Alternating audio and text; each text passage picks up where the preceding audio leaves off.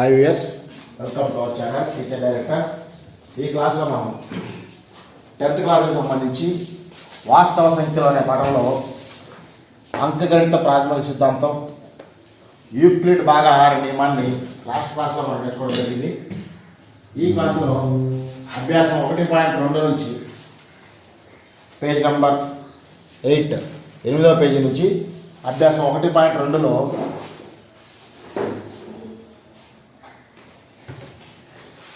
ఇవి చేయండి అనే లెక్కలు చూద్దాం.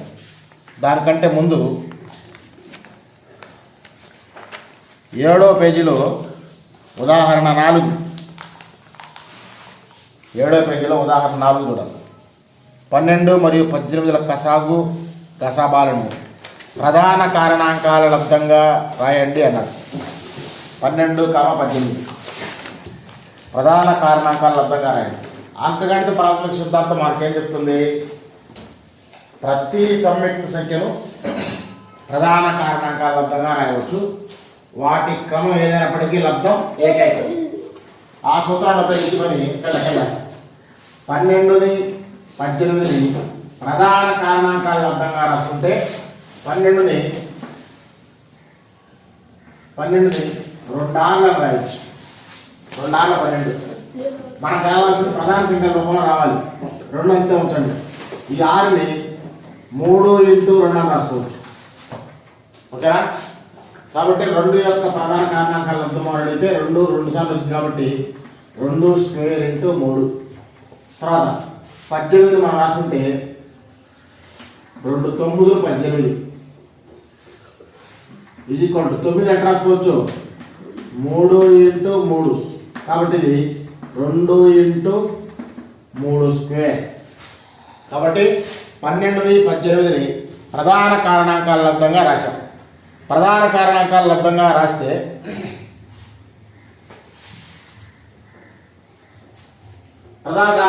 రాసినప్పుడు మరి 12, 18ల కసాగు ఎంత అవుతుందంటే, అంటే మామూలు ఎట్లా ఇచ్చినప్పుడు కసాగు కలుపుకోవడం సింపులే. మనకు తెలిసిన భాగాహార పద్ధతి 12, 18 ఇట్లా చేస్తాం. ఈ ఎట్లా కసాగు కలుపుకుంటాం. ఏకమవుతుంది 2 4 12 2 6 12 2 9 18 మళ్ళీ 3 ఏకం పోయింది. 2 3 6 3 3 9 అంతే. కాబట్టి కసాగు 2 × 3 × 2 × 3 ఇది వాటి యొక్క కసాగు. అయితే ఇక్కడ ఈ రూపంలో ఇచ్చినప్పుడు మనం కసాగు ఎలా? దీన్నే ప్రధాన కారణాంకాల పద్ధతి ద్వారా కసాగు గసాబాలను కనుగొనుట అంటాం. ప్రధాన కారణాంకాల పద్ధతి అంటే 2, 3 ప్రధాన సంఖ్యలు. 2, 3 ప్రధాన సంఖ్యలు తప్పితే మనకు వేరే సంఖ్య రాకూడదు. ఓకేనా? కాబట్టి దాన్ని ఉపయోగించి మనం లెక్క చేసినట్లయితే కసాగులు ఎట్లా రాస్తామంటే వచ్చినటువంటి ప్రధాన కారణాంకాల్లో ప్రతి సంఖ్య రాసుకోవాలి. అది గరిష్ట ఘాతాన్ని రాసుకోవాలి. గరిష్ట ఘాతం అంటే ఇక్కడ ఈ రెండిట్లో పెద్దది 2² ఇంటూ ఈ మూడిట్లో పెద్దది 3². కాబట్టి అదే వాటి యొక్క కసాగు అవుతుంది. ఇక్కడ 2 ఎన్నిసార్లు వచ్చింది? 2² 3². ఇదేది సమానంగా. ఓకేనా?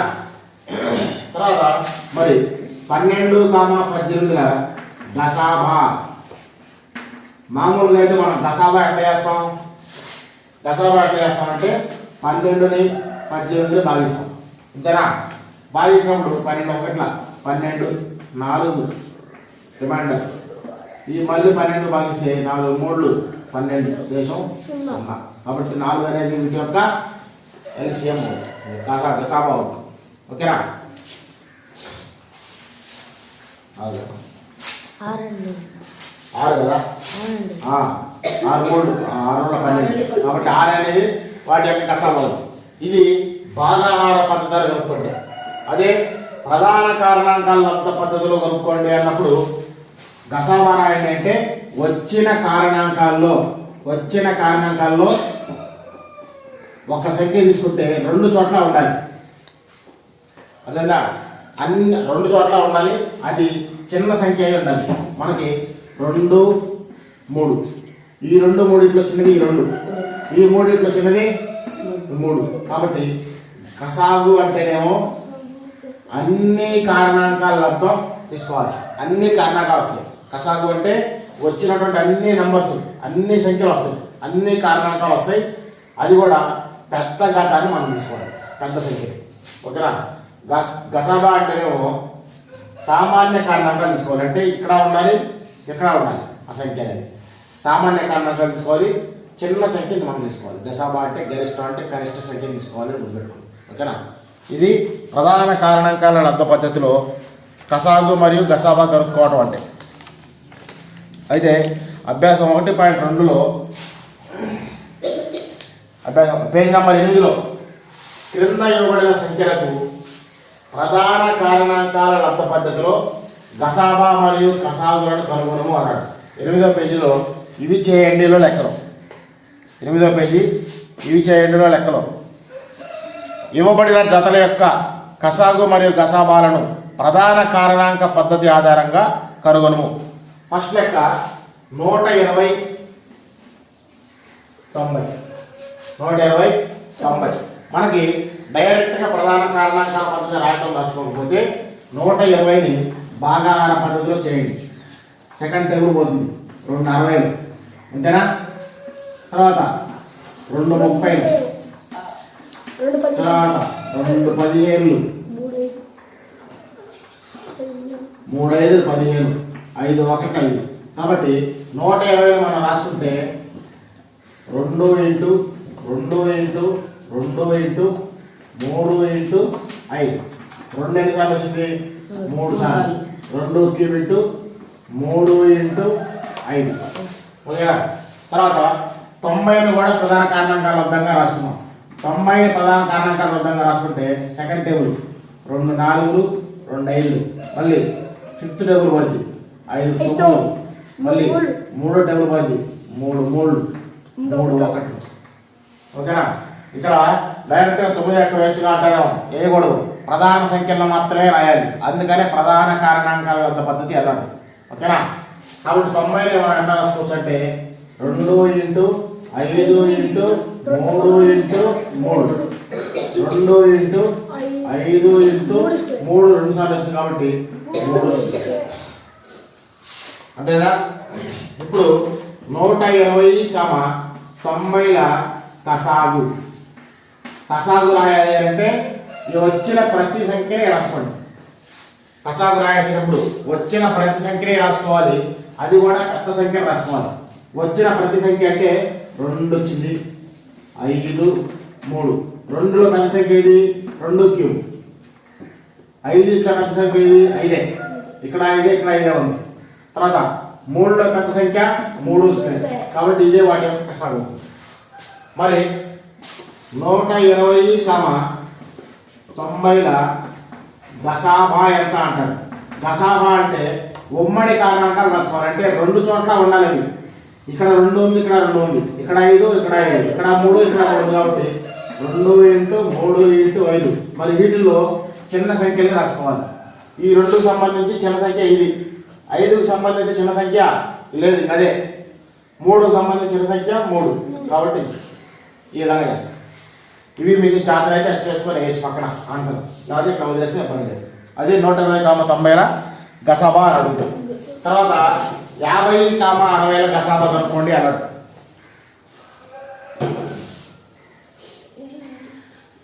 50, 60ల గసాబా. సెకండ్ ప్రాబ్లం 50, 60ల కసాగు మరియు గసాబా కనుక్కోమన్నాడు. 50ని 60 మనం ప్రధాన కారణాంకాల లబ్ధ పద్ధతిలో రాయాలి. ఫస్ట్ 50ని మనం ఒకసారి రాసుకుంటే 50ని ఎట్లా రాయొచ్చు? 2 25 50, 5 5 25, 5 1 5. ఓకేనా? తర్వాత 60ని కూడా రాసుకుంటే ఒకేసారి 2 2 30 60, 2 15 30, 5 3 15, 3 1 3. కాబట్టి 50ని మనం ఎట్లా రాసుకోవచ్చు అంటే 50 2 ఇంటూ 5 ఇంటూ 5 దీని ప్రకారం. కాబట్టి 2 ఇంటూ 5 స్క్వేర్. తర్వాత 60ని మనం రాసుకుంటే 60 is equal to 2 into 2 into 5 into 3. 2 ఎన్నిసార్లు వచ్చింది? 2 స్క్వేర్ ఇంటూ 5 ఇంటూ 3. ఇప్పుడు 50, 60ల కసాగు రాద్దాం. 50, 60ల కసాగు. కసాగు అంటే ఇందుకు ఏం చెప్పాను? వచ్చిన ప్రతి సంఖ్యని రాసుకోవాలి. అయితే పెద్ద సంఖ్యని రాసుకోవాలి. వచ్చిన ప్రతి సంఖ్య అంటే 2 వచ్చింది, 5, 3. ఓకేనా? వీటిలో పెద్ద సంఖ్యను మనం రాసుకోవాలి. 2కి సంబంధించి పెద్దది 2 స్క్వేర్, 5కి సంబంధించి పెద్దది 5 స్క్వేర్, 3కి సంబంధించి పెద్దది 3. అదే దాని యొక్క కసాగు అవుతుంది. తర్వాత 50, 60ల గసాబా. గసాబా అంటే ఉమ్మడి కారణాంకాలు రాసుకోవాలి. కామన్ ఫ్యాక్టర్స్ కామన్ ఫ్యాక్టర్స్ రాసుకోవాలి. ఉమ్మడి కారణాంకాలు అంటే 2 అనేది ఇక్కడ ఉంది, ఇక్కడ ఉంది కాబట్టి 2 వచ్చింది. 5 అనేది ఇక్కడ ఉంది, ఇక్కడ ఉంది కాబట్టి 5 వచ్చింది.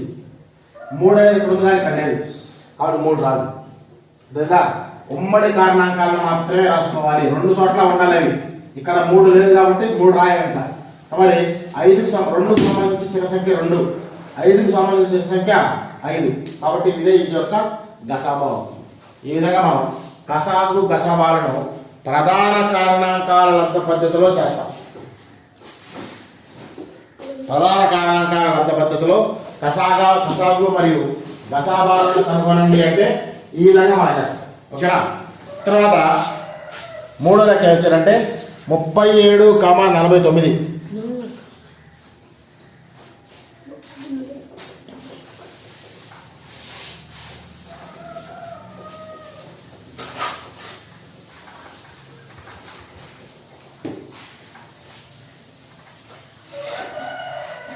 తర్వాత లెక్క 37, 49 యొక్క కసాగు మరియు 37, 49 యొక్క కసాగు మరియు గసాబాలను కనుగొనండి అన్నారు.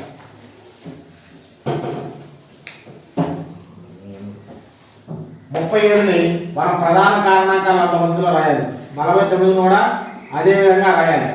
37ని మనం ఎట్లా రాయలేం, ఎందుకంటే అది ప్రధాన సంఖ్య.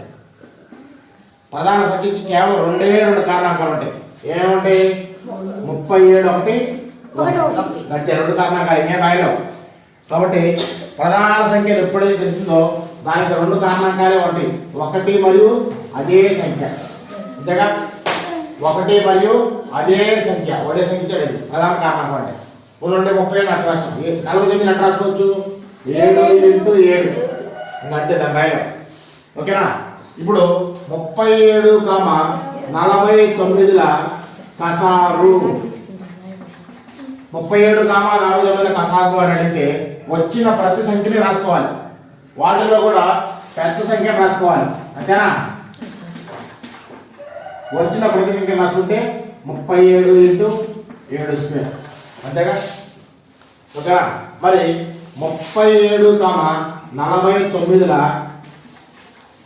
గసాబా అంటే, గసాబా అంటే ఉమ్మడి కారణాంకాలు రాసుకోవాలి.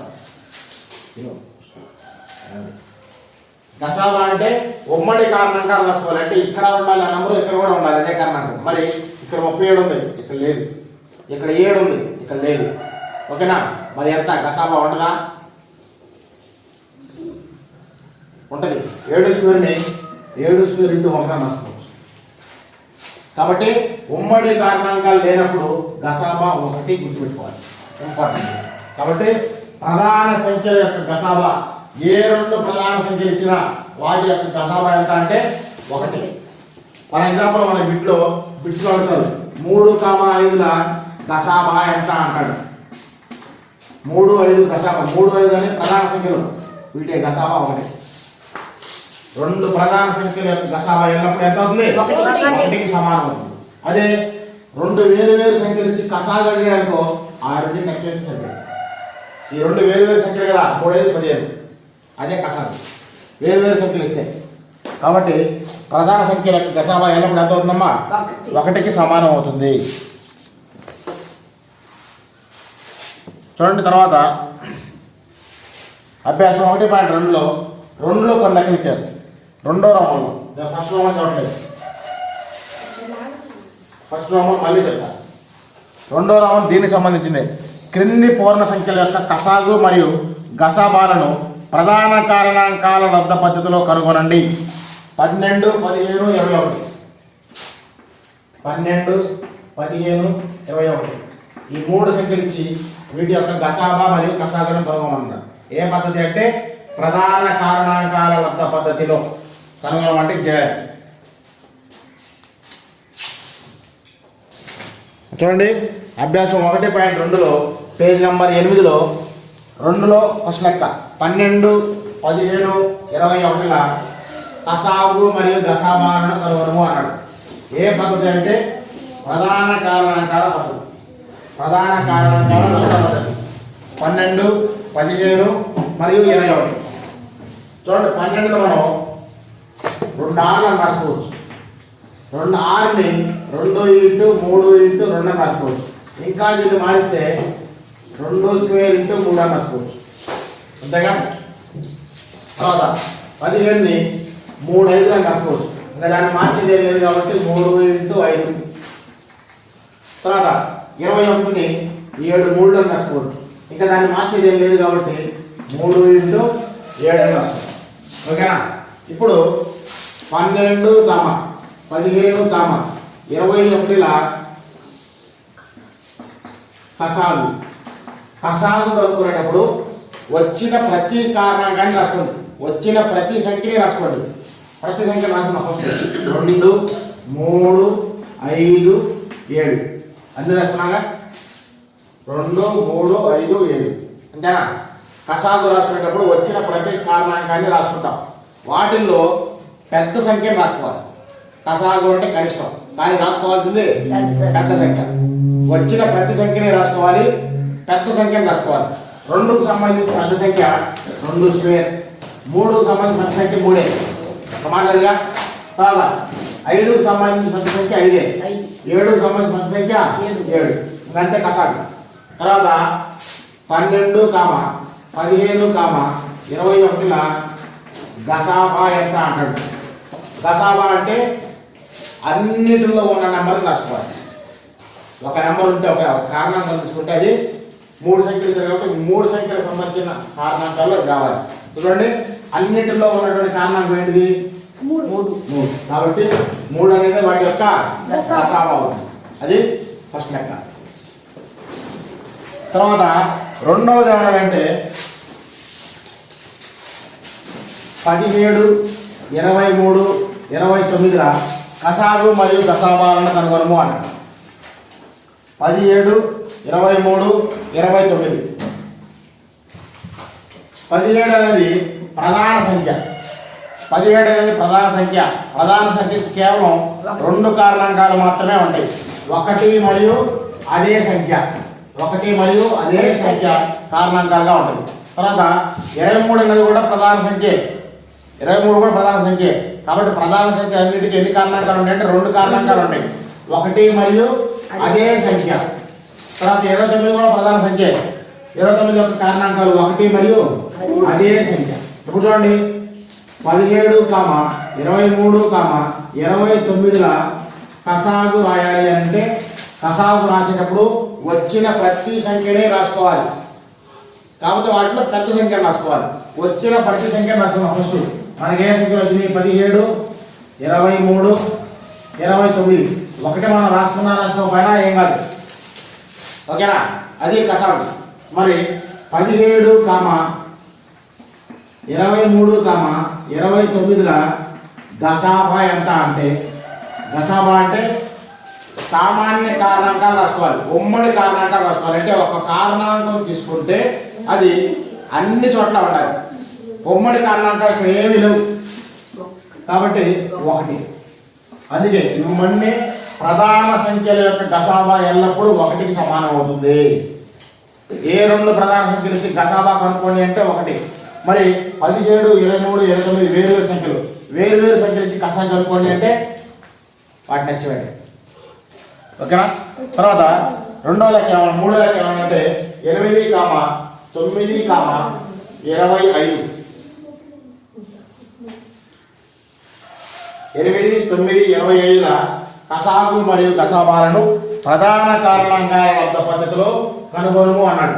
8, 9, 25. 8 మనం ఎట్లా రాసుకోవచ్చు అంటేనమ్మా 2 × 4 అని రాసుకోవచ్చు. ఈ 4 మళ్ళా 2 × 2 × 2 అని రాసుకోవచ్చు. కాబట్టి 2³ అవుతుంది. ఓకేనా? మరి 9ని 3 × 3 అని రాసుకోవచ్చు. దీన్ని మార్చుకుంటే 3² అవుతుంది. ఓకేనా? 25ని 5 × 5 అని రాసుకోవచ్చు. దీన్ని మార్చుకుంటే 5² అవుతుంది. కాబట్టి 8, 9, 25ల కసాగు అంటే మీకు ఆల్రెడీ చెప్పా, వచ్చిన ప్రతి సంఖ్యని రాసుకోవాలి. వాటిల్లో పెద్ద సంఖ్యని రాసుకోవాలి. వచ్చిన ప్రతి సంఖ్యని రాద్దాం. 2 × 3 × 5. మరి 5కు సంబంధించి పెద్ద సంఖ్య 5². 3కు సంబంధించి పెద్ద సంఖ్య 3². 2కు సంబంధించి పెద్ద సంఖ్య 2³ మరి 8, 9, 25ల గసాబా అని అడిగితే, గసాబా అంటే ఏం చెప్పేందుకు సామాన్య కారణాంకాలు రాసుకోవాలి. అంటే ఒక కారణాంకం తీసుకుంటే అది అన్ని చోట్ల ఉండాలి. ఇక్కడ 2 ఉంది, ఇక్కడ లేదు. ఇక్కడ 3, ఇక్కడ లేదు. 5 ఈ రెండింటిలో లేదు. కాబట్టి ఉమ్మడిగా వచ్చేది ఏంటిది? ఎప్పుడైనా సరే మనకి 1 అనేది అన్ని చోట్ల ఉంటుంది. 8, 9 అనేది వరుస సంఖ్యలు. కాబట్టి ఏ 2 వరుస సంఖ్యల గసాబా కూడా 1 అవుతుంది. ప్రధాన సంఖ్యల గసాబా కూడా 1 అవుతుంది. ఇది 3వ లెక్క.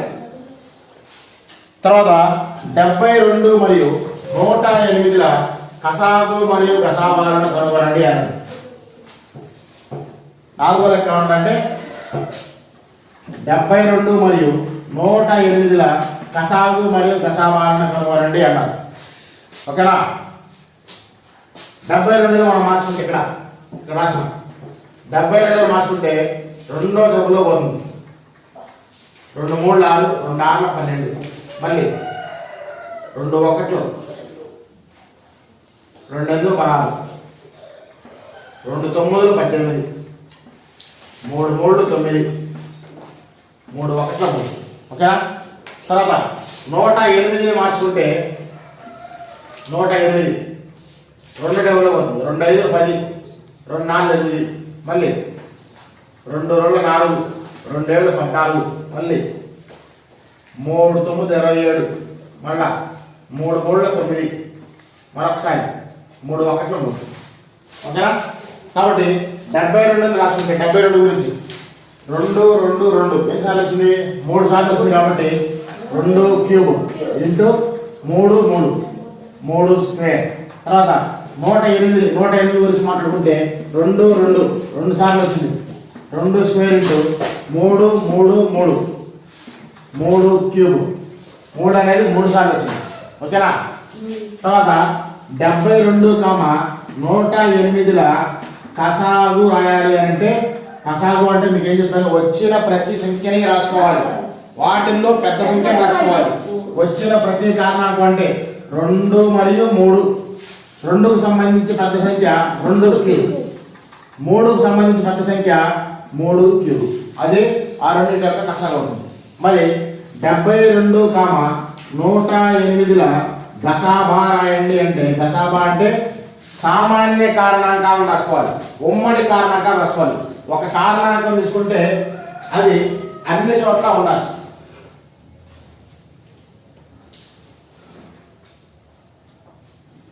ఒక కారణాంకం తీసుకుంటే అది అన్ని చోట్ల ఉండాలి. ఇప్పుడు 2 అనేది ఇక్కడ ఉంది, ఇక్కడ ఉంది. 3 అనేది 2 చోట్ల ఉంది. కాబట్టి 2 3. మరి ఈ రెండింటిలో చిన్న సంఖ్యను రాసుకోవాలి. ఓకేనా? ఈ రెండింటిలో చిన్న సంఖ్య 2². ఈ రెండింటిలో చిన్న సంఖ్య 3². కాబట్టి ఈ విధంగా ప్రధాన కారణాంకాల లబ్ధ పద్ధతిలో కసాగు మరియు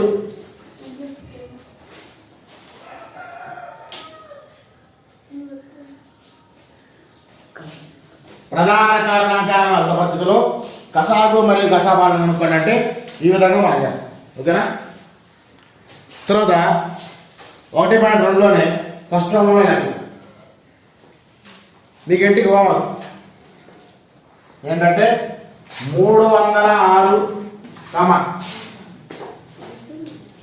657 యొక్క కసాగు మరియు గసాబాలను ప్రధాన కారణాంకాల లబ్ధ పద్ధతిలో కనుగొనుము. 306, 657 యొక్క కసాగు మరియు గసాబాలను ప్రధాన కారణాంకాల లబ్ధ పద్ధతిలో కనుగొనుము. 306, 657 యొక్క కసాగు మరియు గసాబాలను ప్రధాన కారణాంకాల లబ్ధ పద్ధతిలో కనుగొనుము. ఇది హోంవర్క్ అన్నమాట. తర్వాత అభ్యాసం 1.2లో ఫస్ట్ రోమన్ లెక్కలు సేమ్ ఇలాగే ఉంటాయి. అవి చూద్దాం.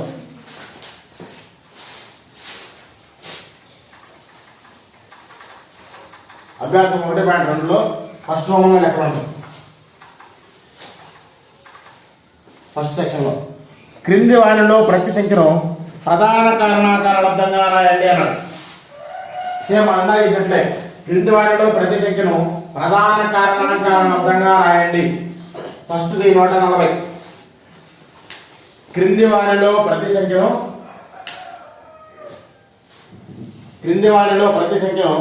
ప్రధాన కారణాంకాల లబ్ధ పద్ధతిలో రాయండి. క్రింది వారిలో ప్రతి సంఖ్యను ప్రధాన కారణాంకాల లబ్ధంగా రాయండి. ప్రధాన కారణాంకాల లబ్ధంగా రాయండి. 8వ పేజీలో అభ్యాసం 1.2లో ఫస్ట్ రోమంలో లెక్కలు. 8వ పేజీలో అభ్యాసం 1.2లో ఫస్ట్ రోమంలో లెక్కలు. ఓకేనా? చూడండి, మనకి ఇచ్చినటువంటి ఫస్ట్ లెక్క 140. ప్రధాన కారణాంకాల లబ్ధం అంటే మనం ఇందా చేసినట్టే ఇది సెకండ్ టేబుల్లో పోతుంది. 2 7 14 0. ఓకేనా? 2 3 6, 2 5 10. మళ్ళీ 5 ఎక్కం అవుతుంది. 5 7 35, 7 1 7. కాబట్టి 140ని ప్రధాన కారణాంకాల లబ్ధంగా రాస్తే 2 సార్లు వచ్చింది కాబట్టి 2 స్క్వేర్ ఇంటూ 5 ఇంటూ 7 ఇదంతే. ఓకేనా? తర్వాత 156 రెండో లెక్క. 156ని మనం మార్చుకుంటే సెకండ్ టేబుల్లో పోతుంది. చివరిలో 6 ఉంది కాబట్టి సెకండ్ టేబుల్లో పోతుంది. 2 7 14 బాగుంటుంది. 2 8 16 మళ్ళీ సెకండ్ టేబుల్లో పోతుంది. 2 3 6, 2 9 18. ఇక 39 13 టేబుల్ పోతుంది. 13 3 39. ఓకేనా? 3 1 3. కాబట్టి 156 ఈజ్ ఈక్వల్స్ 2 అనేది 2 సార్లు వచ్చింది కాబట్టి 2 స్క్వేర్ ఇంటూ 13 ఇంటూ 3. ఓకేనా? తర్వాత 3825. 3825 దీన్ని మనం మార్చుకుంటే 1 స్థానంలో 5 ఉంది కాబట్టి 5 ఎక్కువతో పోతుంది. 5 7 35, 3 ఉంటుంది కాబట్టి 5 6 30, మళ్ళీ 2 ఉంటుంది. 5 5 25, మళ్ళీ 1 స్థానంలో 5 ఉంది కాబట్టి 5 ఎక్కువతో పోతుంది. ఓకేనా? 5 1 5, 2 ఉంటుంది. 5 1 5 ఇక్కడ 2 ఉంటుంది. 5 5 25, 1 ఉంటుంది. 5 3 15. చూడండి, ఈ అంక మూలం 1 + 5 6, 6 + 3 9. 9 అనేది 3వ టేబుల్లో పోతుంది కాబట్టి 3తో నిశ్చయంగా భావించబడుతుంది. అప్పుడు 3 5 15, 3 5 15, 3 1 3. మళ్ళీ థర్డ్ టేబుల్లో పోతుంది. 3 1 3 2 ఉంటుంది. 3 7 21. 17 అనేది ప్రధాన సంఖ్య కాబట్టి 17 1 17. కాబట్టి 3825ని మనం ప్రధాన కారణాంకాల లబ్ధంగా రాస్తే 5 ఇంటూ 5, 5 2 సార్లు వచ్చింది కాబట్టి 5 స్క్వేర్. 3 ఇంటూ 3, 3 2 సార్లు వచ్చింది కాబట్టి 3 స్క్వేర్ 17. ఈ విధంగా మనం చేస్తాం. కాబట్టి ప్రధాన కారణాంకాల లబ్ధంగా రాయండి అన్నప్పుడు ఇలా చేస్తాం. ఓకేనా? తర్వాత మీకు ఇంటికి ఈ సెక్షన్ సంబంధించి ఇంటికి హోంవర్క్ 5005, 7429. 5005, 7429లను ప్రధాన కారణాంకాల లబ్ధంగా రాయండి. ఇది వీటి లెక్క తీసుకురావాలి. 5,005 మరియు 7,429 లను ప్రధాన కారణాంకాల లబ్ధంగా రాయండి. నెక్స్ట్ వీడియోలో మనం 1.2కు సంబంధించి మిగిలిన లెక్కలు మనం తర్వాత వీడియో చేద్దాం. Please subscribe our channel teacher director. Thank you.